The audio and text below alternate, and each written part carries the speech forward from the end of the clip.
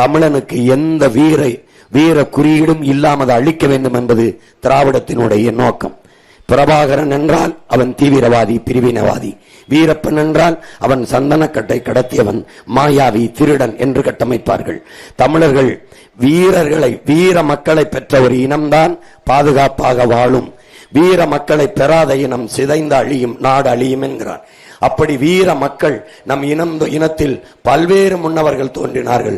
அதில் நம் கண்முன்னே பிறந்த வீர மக்களில் ஒருவன்தான் வீரப்பன் என்ற பெருமா வீரன், பிரபாகரன் என்ற எங்கள் உயிர் தலைவன்.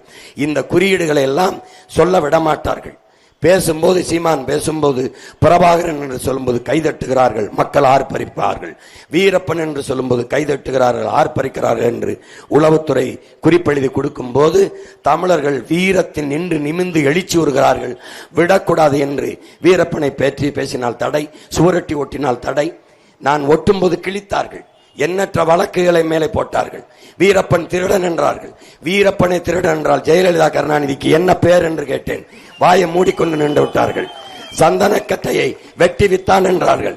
யானை தந்தத்தை கடத்தி வித்தான் என்றார்கள். சரி, வெட்டியவன் காட்டுக்குளிர்ந்தான், வித்தவன் தந்தத்தை வித்தவன் காட்டுக்குளிர்ந்தான்.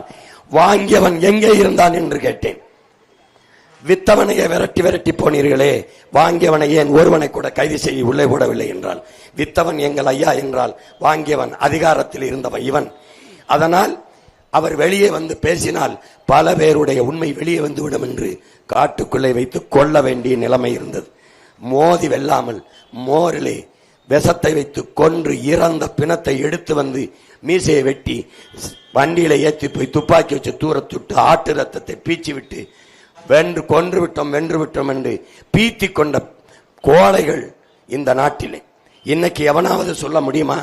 எந்த கட்சியாவது, இதே அதிமுக சொல்லுமா எங்க ஆட்சியில் தான் வீரப்பனை கொன்றோம் என்று சொல்லுமா? என் தலைவன் இனக்காவலன் என்றால் எங்கள் வீரப்பன் இந்த நாட்டின் வனக்காவலன் என்பதை தமிழ் இளம் தலைமுறையினர், அவன் உயிரோடு இருக்கிற வரை 6000 சதுர கிலோமீட்டரில் ஒரு கர்நாடக காக்கை கூட பறக்கவில்லை.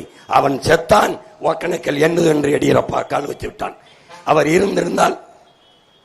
இருந்திருந்தால் காவிரியில் ஒரு சொட்டு தண்ணி தர முடியாது என்று கன்னடர்கள் பேசியிருக்க முடியுமா என்று தன்மானமிக்க தமிழ் மக்கள் சிந்தித்து பார்க்கணும்.